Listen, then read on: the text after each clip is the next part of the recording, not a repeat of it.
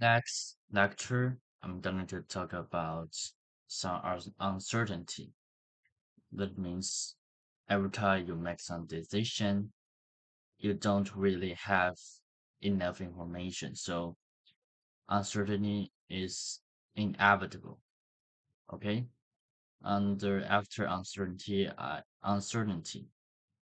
will talk about insurance, and that's a lesson. So begin. Okay. So lecture 20. Decision making under uncertainty.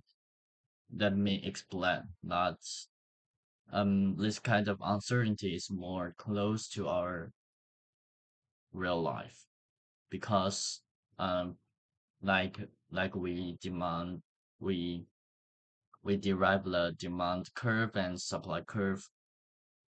In fact, it's very hard to know uh the demand curve of one good in reality, but there are lots of uncertainty there. So that's why we are talking about uncertainty here.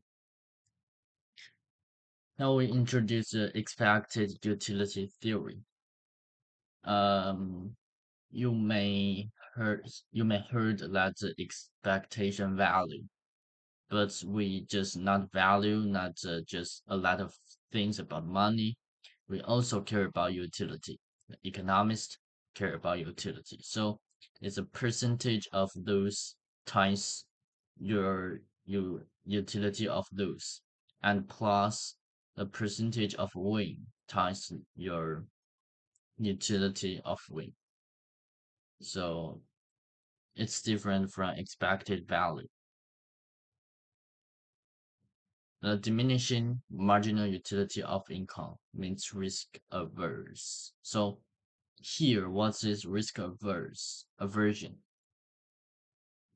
Um, there are there are two types of risk. Risk that is, you take an action, like to buy a lottery, to do something, you to buy a stock. What's your strategy set? What's your investment philosophy? If you are very aggressive, you may you may fall into risk learning. If you are more conservative, then you are a strong risk aversion. Okay, so here is your utility curve. Mm, that means it's diminishing, and it's a gamble line. So that means if you are risk averse, you are afraid of losing. You think you, your emotion falls down when you are losing, then you get the money. So the utility curve is above the gamble line. Like here, um, like here is point. We lose. The slope is very steeper, but the slope is very steeper. But we gain the slope only. We just add a small amount of marginal utility, but we lose a lot of money. The slope gets steeper, so it's risk averse. We don't want to lose money, and we also have risk learning. That is, um, if you can, if you from this point to this point, you lose a large amount of money, but in fact, the slope of of your utility curve is gets more flatter. So that means you don't care about the risk learning. On the other hand, if you gain a lot of money, then your slope is very steeper. So that means you are willing to take a risk because under a huge amount of risk, you gain a lot of money and your utility is very high. So you want that. That's two different applicant spectrum of risk averse and risk loving. Of course, we have risk neutrality. There's no diminishing marginal utility. It's a linear line, just very like in even if your wealth is very in a small amount of money, then you will become risk neutral because it's uh it's like a linear line. Okay, so you become more risk neutral as bets is closer or smaller to the initial wealth.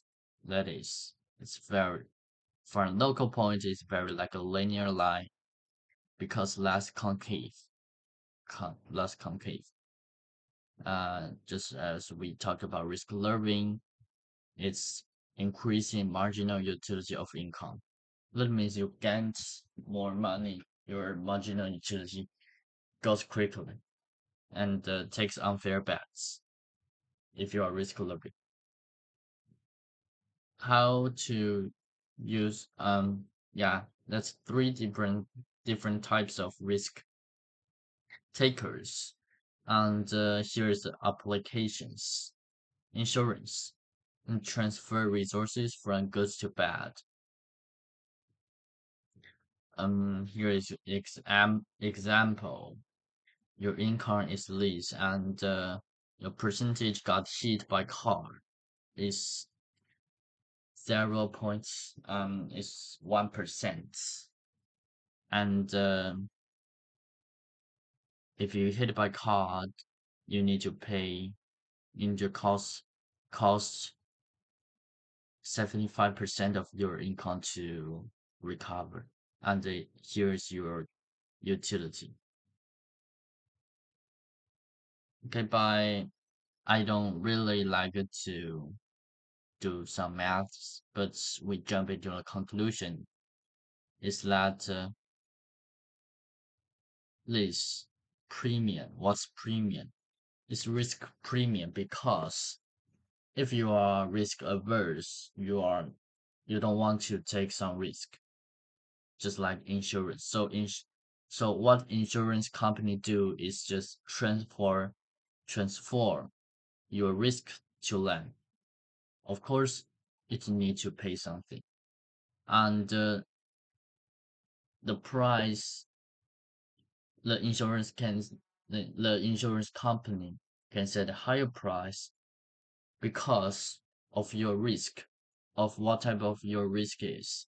If you are very risk averse, become very flattened, and your risk premium is very high because even if the price is very high, you don't want to take that risk.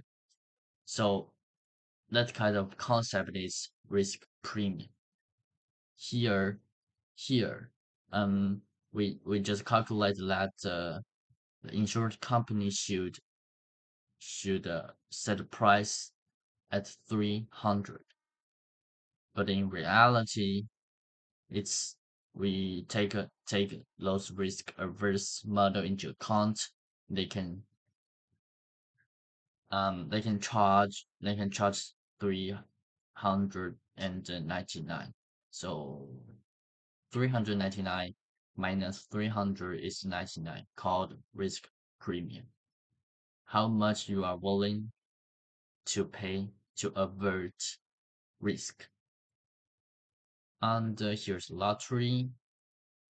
Lottery is uh I just talk give you a small talk. Freedom, savage preferences. Um, just like if we play lottery, and sometimes we are not simply risk averse or risk loving. Like if even if we know it's very we have a small possibility to win a lottery, but in fact we do not. So here we are some kind of risk loving. So I give you a concept that is in reality you don't you don't really stick on risk averse or risk loving. You may just choose a combination, choose combine two of light, two of the concepts into your decision. So people play due to irrationality or misinformation or it's entertainment. So that is risk loving. Consider it is irration, irrationality or misinformation or it's entertaining. So yeah, because if we see the lottery game, we are very rational person. We calculate everything, calculate the possibility, calculate everything. The conclusion is we don't we literally do not attend to do not need to buy lottery. But in fact, it's not the reality. So here is another concept is information asymmetry. And this kind of information asymmetry sometimes or usually leads to market failure. Information asymmetry is buyer knows more than seller or seller knows more than buyer. The the example of the seller knows more than buyer is lemon problem. If a buyer is willing to pay less than seller, so the transaction won't happen and lead to market failure. What is lemon problem? It's a second-hand cars, and the seller has more information about second-hand cars, but the buyer has a few information. So like expected price, there will be different. So if they don't align with the market value, the transaction didn't happen. And the example of buyer knows more than seller is just insurance. Imagine now a person come to the healthy insurance company and say, I want to buy a healthy insurance. So the buyer knows more than the seller. The seller now is uncertain because is under the information asymmetry because this if this person already ill or already he have a big healthy problem, then if we give we if we give this person a healthy insurance, then we actually lose money. We don't want to do that. So sometimes under these such as circumstances, the market failure. Okay, so it's um information asymmetry. Okay, next part we are talking about insurance. Okay, insurance. Why? Under the insurance company, I already said the buyer knows more about their health than insurer. So it's called so from my aforementioned example, it's called adverse selection. That is, buyer knows more, causing sellers to lose money. And what's kind of what kind of person would go to buy the healthy insurance? It's that those unhealthy person, those have big healthy problem person would come to buy the healthy insurance. So it's called adverse selection. So the outcome is only sell to the sick. and sell at a different prices discrimination because um the discrimination is that the insurance company assess the buyer's insurance condition and give it a price, and it's purely a price discrimination called and cause the market value. And mm, yeah, market fails because no insurance, not achieving socially efficient outcome. So here is an simple example. Imagine that 100% gone to buy insurance, 90 of them are healthy, 10 of them are sick, and mm, so the condition inversed, inversed. Um, um, this in short, for example is that if you are healthy, you get money. So, no, let's forget this example. I didn't get it. Okay, so now we all know the social insurance how is adverse selection is and how the government can address this problem. Government's intervention. The first is subsidizes, employer tax subsidy, and the mandate, which takes on health or provision for free, paid with taxes. There are different types of insurance like social security, employment insurance, and Medicare insurance, yeah, etc. What's the social insurance trade-offs? The very important concept is moral hazard. Hazard. It's adverse behavior encouraged by adverse insurance. Let's trade off more um more MH, taxes goes up, and inefficiently low labor. Um, so here is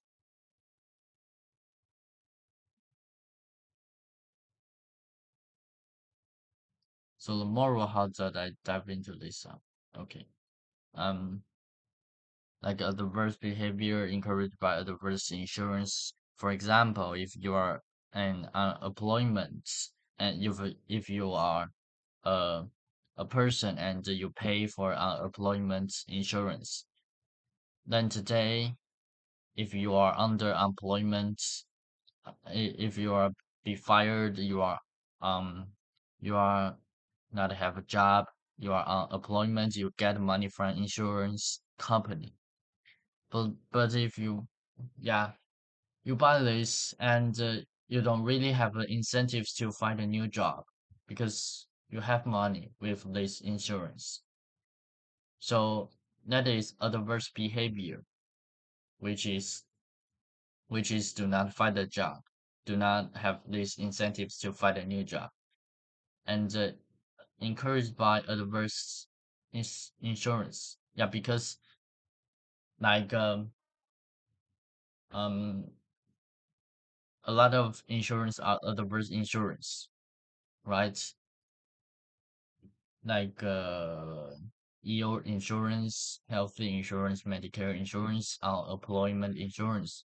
they owe to guarantee if you're under adverse condition, they give you some money. But if you are on, if you are under adverse condition and you receive the money, you don't really have this incentive to improve the situation. So this is called moral hazard, and um it occurs on insurance, and it's a very very big problem. The so that's the insurance part, and a risk averse risk learning part I we have discussed about. So thank you for listening.